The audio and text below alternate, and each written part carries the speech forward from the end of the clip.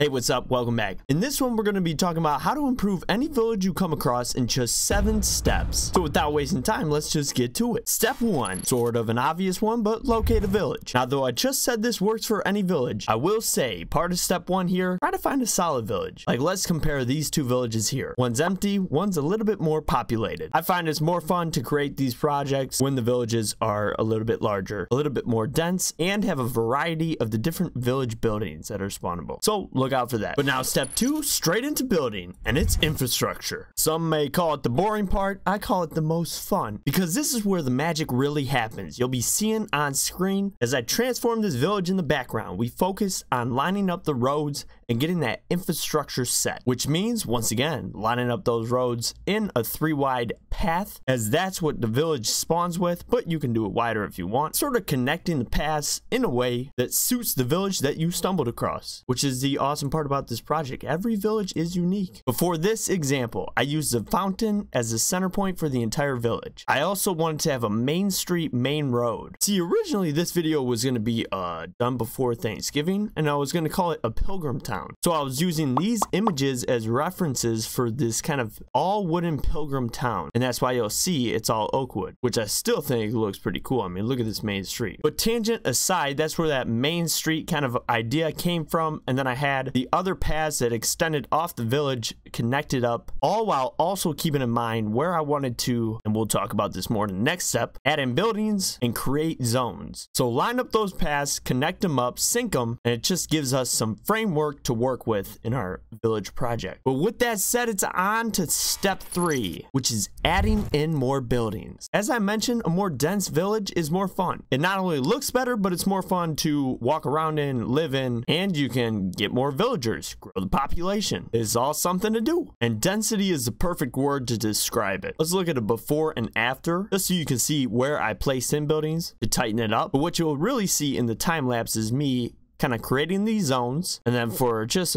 pace of play purposes, I use world edit, but normally you would build back the building in survival, but adding in more of the same buildings so that we can transform them in the next step. And I will mention real quick, a good reference is the survival vlog series, my village city that I got going on there. A little bit different project as we're going in the city form, and I'm doing unique custom buildings, but the density and the close proximity of the buildings is what makes it real awesome. So basically, all in all, just do it.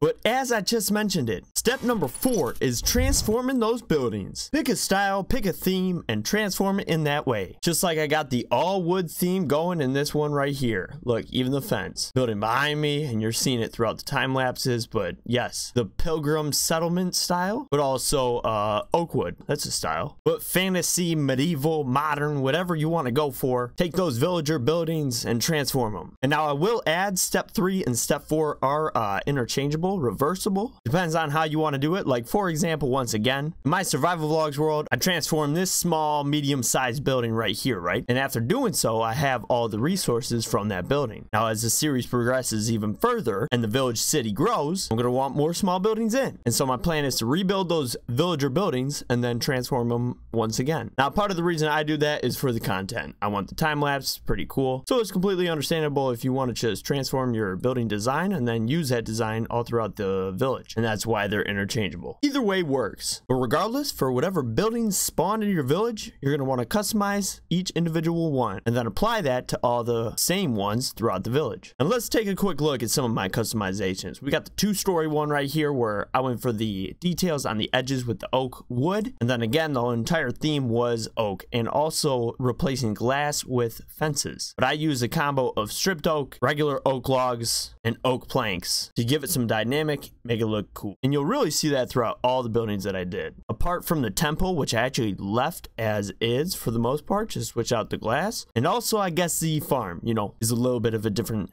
theme. But I still want to show you the transformations of these buildings, so we'll do it real quick with a little music in the background. And again, if you're not a fan of time lapses, skip forward to this point in the video, but I'll have the timer in the bottom right just to show you how long it is.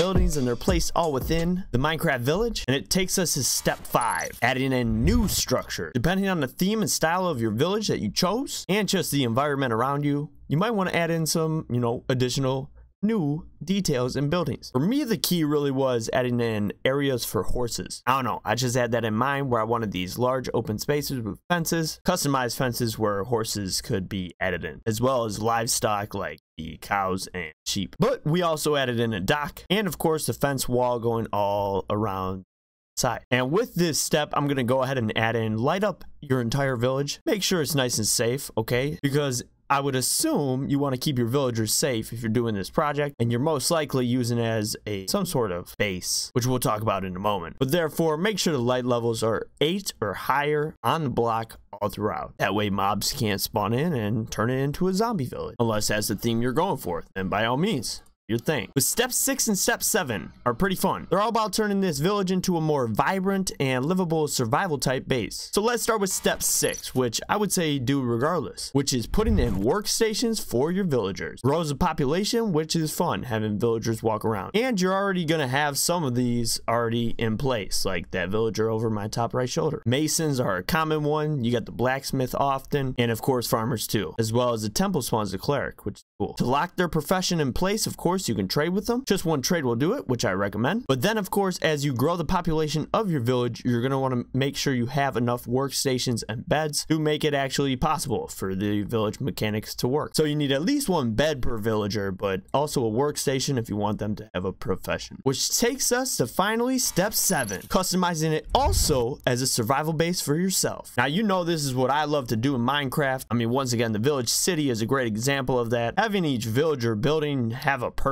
For example, our blacksmith was turned into an EXP farm. The farm was upgraded to a functioning farm skyscraper. And then even in other projects like the villager hotel, where we, each room of the hotel was a survival base capable area. And directly similar, the village takeover base, where we even used just a regular small house to be the center of the iron farm. The point is, you can use each of these custom different houses for a general purpose. And listed on screen now are all your general survival needs that you'll want in your base. So yes, say use this house for your bed, your spawning, another one as the mining building. You can be cool with it, keep the temple since it spawns with the brewing stand. You can use that as your brewing building, and then you'll even have a buddy hanging out with you, the cleric. Just completes the project and improves the village into a place where it's bigger than just improving a Minecraft village in its look and design, but also makes it a complete, whole, fun project. And with that said, that's all I have in this one. If you do this project, send me a tweet. I'd love to see it. But that's it for this one. Thanks for coming.